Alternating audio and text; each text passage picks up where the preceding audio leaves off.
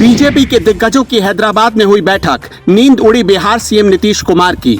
BJP के जाल में फिर फंसे नीतीश, 2024 और 2025 दोनों में सपना चकनाचूर होगा। 2024 और 25 के लिए बीजेपी का मास्टर प्लान पी, जिससे बिहार में करेगी खेला।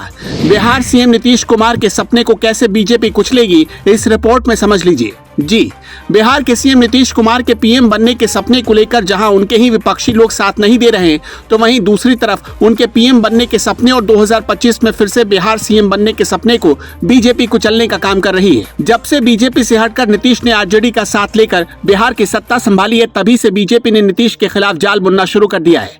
इस जाल में नीतीश बाबू सबसे पहले साल 2024 में फंसेंगे, उसके बाद साल 2025 में, यानी बिहार की गद्दी भी छिनना तय है। बीते जुलाई में हैदराबाद में हुई बीजेपी की कार्यकारिणी बैठक में नीतीश और बिहार के खिलाफ जो मास्टर प्लान तय हुआ है, वो मास्टर प्लान इतना जबरदस्त है कि नीतीश कभी सोच भी नहीं सकते।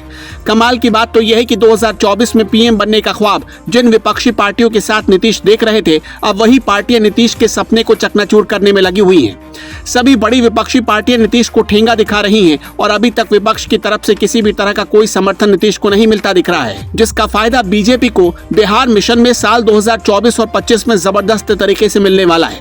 यानी नीतीश बाबू अब कहीं के ना रहेंगे और भयंकर तरीके से 440 वोल्ट का झटका लगना तय है। तो चलिए आपको बताते हैं बीजेपी का मास्टर प्लान पी, जिसके दम पर बिहार में 2024 और 2025 दोनों का मामला सेट है। हैदराबाद में हुई राष्ट्रीय बैठक, पटना में हुआ सम्मेलन, तय हुआ 24 और 25 का बिहार मिशन।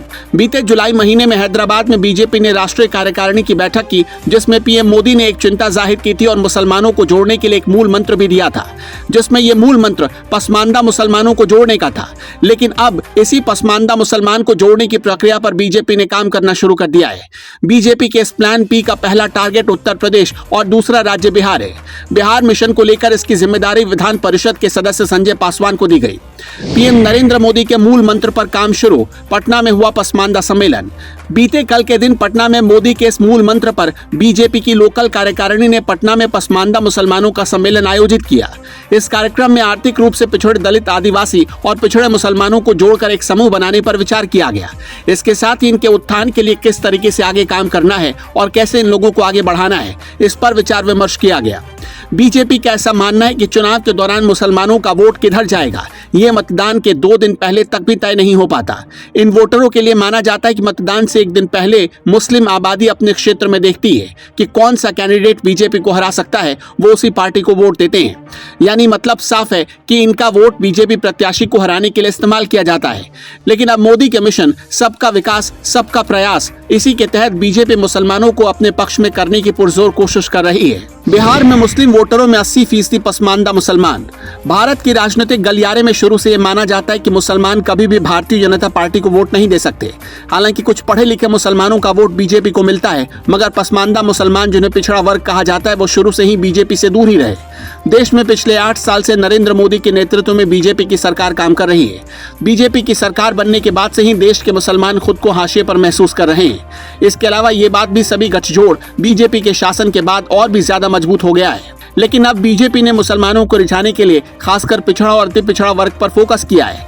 उन्हें अपनी ओर आकर्षित करने के लिए केंद्र सरकार ने नई योजनाएं लागू की हैं। बताते चले कि आरजेडी ने 15 साल तक मुसलमानों के दम पर ही बिहार में राज किया था। इसके बाद मुसलमानों का वोट आरजेडी से टूटकर जनता दल यूनाइटेड यानी नीतीश कुमार के पास चला गया। पसमानदा मुसलमानों का सभी राजनीतिक दलों ने इस्तेमाल किया। बिहार बीजेपी अल्पसंख्यक मोर्चा के प्रदेश अध्यक्ष मोहम्मद तुफैल ने बताया कि पसमानदा मुसलमानों में धुनिया, मंसूरी, फकीर, सब्जी फरोश, कबाड़ी, राइन इदरीसी, दर्जी, खाना बदोश, अंसारी, कसाई, कलाल समेत कई जातियां आती हैं। लेकिन दुख की बात है कि पसमानदा मुसलमान के अन्य जातियों को भी वो आगे नहीं बढ़ने देते।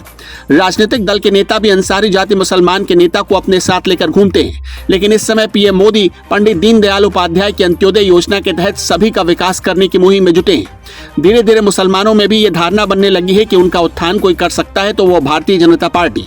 मुसलमानों को भी यह आभास हो चुका है कि बाकी सभी राजनीतिक दल सिर्फ उनके वोट को हासिल करने के लिए उनका इस्तेमाल करती है।